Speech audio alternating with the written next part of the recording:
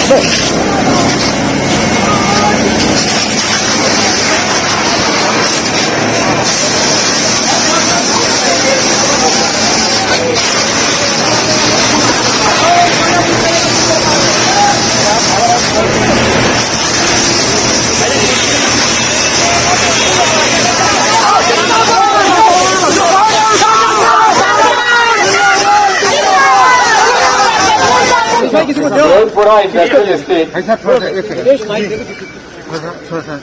का यहाँ निर्माण हुआ था। डॉक्टर शंकरदयाल शर्मा जी ने जब पंडित जवाहरलाल नेहरू जी से आग्रह करके भारतीय हेवी इलेक्ट्रिकल्स लिमिटेड का यहाँ रेल का प्लांट भोपाल को दिया, मध्य प्रदेश की राजधानी दी, उस समय उनकी एंसेलरी इंडस्ट्रीज के लिए इंडस्ट्रियल एस्टेट में लोगों को, उद्योगपतियों को जगह दी और उसका लक्ष्य केवल उद्योग के लिए है। अब यहाँ के जो इंडस्ट्रियल एस्टेट के जो एसोसिएशन है, उन्होंने एक पत्र लिखा प्रधान मुख्यमंत्री जी को कि हमें मालूम पड़ा है कि आप यहाँ पर किसी संस्था को जमीन अलॉट कर रहे हैं पार्क में। उन्होंने पहले, क्योंकि यहाँ म्यूजियम बन रहा है यहाँ पर इंडस्ट्रियल एस्टेट में, उसके लिए पार्किंग के लिए जगह नहीं है, हमें पार्किंग के लिए अलग से जगह दी जाए। लेकिन पार्क में किसी को जमीन ना दी जाए, ये इंडस्ट्रियल एस्टेट के एसोसिएशन ने दिया। जब मुझे जानकारी मिली तो मैंने वहां के जो अध्यक्ष जी हैं अमरजीत जी और गुर्जर जी उनके सचिव हैं, उनसे चर्चा की। मदनलाल गुजर है, मदनलाल गुजर हाँ जी। और गौर, इन लोगों ने मुझे आवेदन दिया। मैंने कहा मैं खुद आता हूँ। कल शाम को 5 बजे से और 6 बजे तक मैं उनके साथ था, उनके बुलावे पे आया था। उन्होंने मुझे दिखाया कि जो पार्क यहाँ पे जिसमें बाबूलाल गौड़ जी ने पेड़ लगाए, यहाँ के स्वयं शिवराज सिंह जी उर्फ मामू ने पौधा लगाया और मैंने भी यहाँ पौधा लगाया मुख्यमंत्री के रूप में। उद्योग मंत्री के रूप में यहाँ पे राजेंद्र कुमार सिंह जी ने भी पौधा लगाया। ऐसे अनेक लोगों ने यहाँ पर हरियाली के लिए पौधा लगाया। मजदूर यहाँ पर आके अपना छाया में बैठ के खाना खाते हैं, आराम करते हैं। और ये कोई संस्था के लिए कोई उपयुक्त जमीन भी नहीं है। शिवराज सिंह जी उस मामा और मामू जमीन दे, 1 रुपए में दे, फ्री में दे, मार्केट रेट में दे, हमें क्या पता, जहां देना दे, लेकिन सबकी सहमति तो उसमें होना चाहिए। इंडस्ट्रियल स्टेट एसोसिएशन के 95% लोग इसके खिलाफ हैं।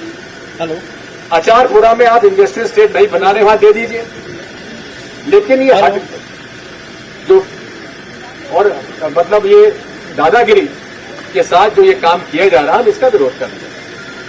मैंने कल शाम को ही मुख्यमंत्री जी से समय मांगा, मुलाकात की। उन्होंने और जिस संस्था को दी गई है, ये इंडस्ट्री नहीं है, ये संस्था है। तो ये संस्था को आप अचारपुरा में दे दीजिए, दूसरी संस्थाएं भी हैं हमारी, उनको भी दे दीजिए जो इंडस्ट्रियल प्रमोशन करती हैं। इनने बोला है तो मैंने यहाँ पोरवाल जी जो है इसके जो अधिकारी हैं, ललित पोरवाल, उनसे भी बात की। विवेक पोरवाल जी से मैंने बात की।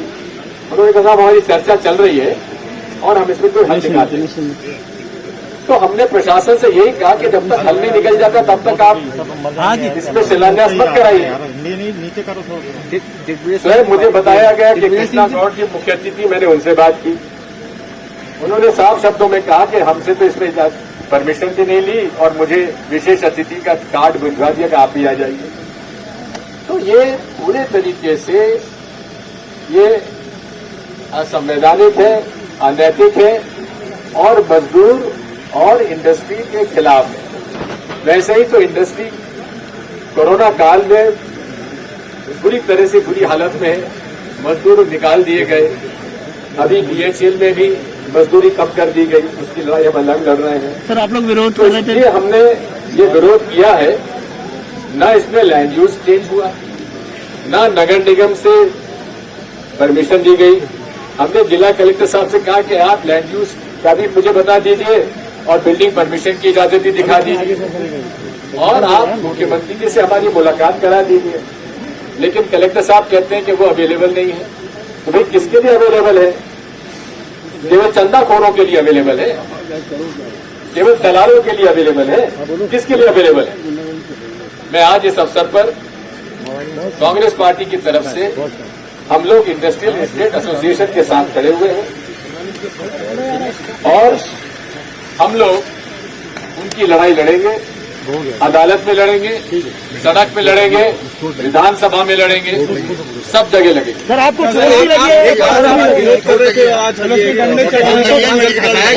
बात यह है, मुझे चोट लगे ना लगे ये विषय नहीं है।